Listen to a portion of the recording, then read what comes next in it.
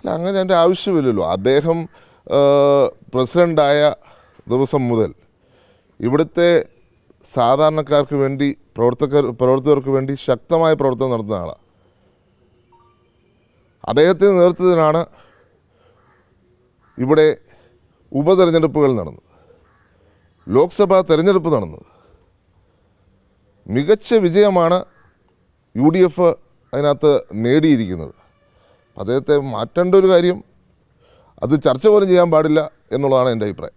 പക്ഷേ അദ്ദേഹം ഉൾപ്പെടുന്ന ഈ പുതിയ നേതൃത്വം വന്നതിന് ശേഷമാണ് ഈ കരുണാകരനൊപ്പം അതല്ലെങ്കിൽ ഉമ്മൻചാണ്ടിക്കൊപ്പം നിന്നവരൊക്കെ കൂടുതലായി തടയപ്പെട്ടതെന്നുള്ളൊരു പരാതി ഉയർന്നു വരുന്നുണ്ട്.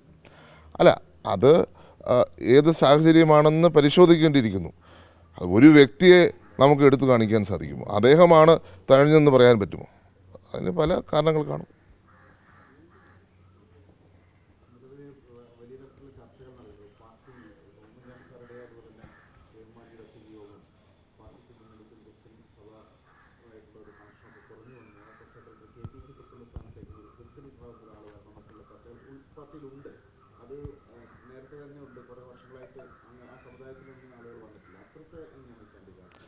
അതല്ല, അതൊരു സമൂഹത്തിന് എല്ലാ വിഭാഗം ജനങ്ങളെയും, സമൂഹത്തിലെ എല്ലാ ജനങ്ങളെ ചേർത്ത് പിടിച്ചുകൊണ്ട് മാത്രമേ മുന്നോട്ട് പോകാൻ സാധിക്കത്തുള്ളൂ. അങ്ങനെയുള്ള നേതാക്കൾ കടന്നു വരണം എന്നുള്ള കാര്യത്തിൽ സംശയമില്ല. പക്ഷേ ഇന്ന് സമുദായത്തിൽപ്പെട്ട ഒരാൾ വരണമെന്നും ഞാൻ പറയില്ല. എല്ലാവരെയും ഒന്നായി കാണാൻ കരുതുന്ന രീതിയിലാണ് ഉള്ള നേതാക്കൾ വരണം.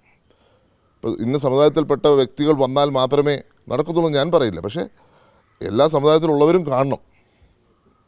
അതാണ്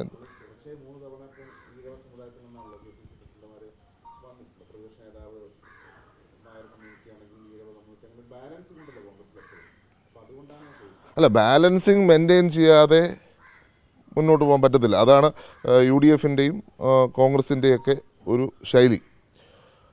അതേസമയം ഇന്ന് സമുദായത്തിൽപ്പെട്ട വ്യക്തി വരണമെന്ന് അങ്ങനെ ഒരു ഇൻസിസ്റ്റൻസ് ഞാൻ പറയില്ല. അത് അതിൻ്റേതായ രീതിയിൽ എല്ലാവരെയും തുല്യമായി കരുതുന്ന നേതാക്കൾ വരണം, അതിൽ സംശയമില്ല. പക്ഷേ ഇന്ന സമുദായത്തിൽപ്പെട്ട വ്യക്തി വരണമെന്ന് ഞാൻ പറയത്തില്ല.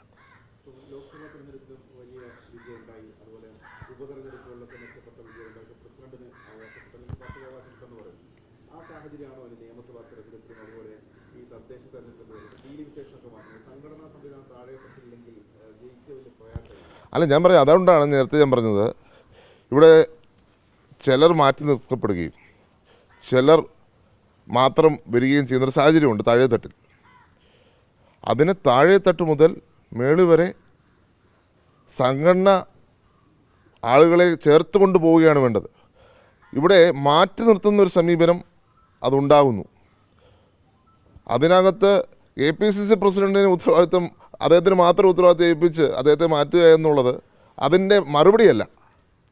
ഇവിടെ എല്ലാവരും, എല്ലാ സ്റ്റേക്ക് ഹോൾഡേഴ്സും ചേർന്നിരുന്നു കൊണ്ട് എല്ലാവരെയും ഉൾപ്പെടുത്തുവാനുള്ള ശ്രമം ഉണ്ടായിരിക്കണം.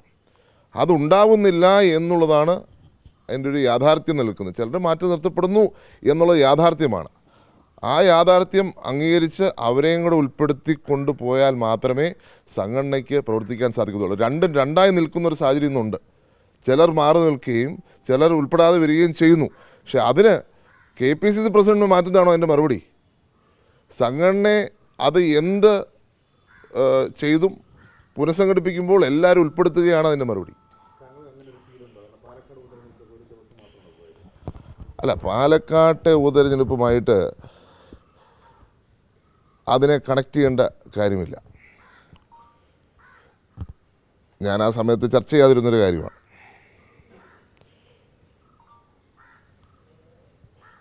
എല്ലാവർക്കും ചുമതല കൊടുത്തിരുന്നു, എനിക്കൊഴിച്ച്. അതെന്താണ് എന്നെനിക്കറിയില്ല. അത് ഞാൻ കൂടുതൽ അതിലൊരു ചർച്ചയ്ക്ക് തയ്യാറല്ല.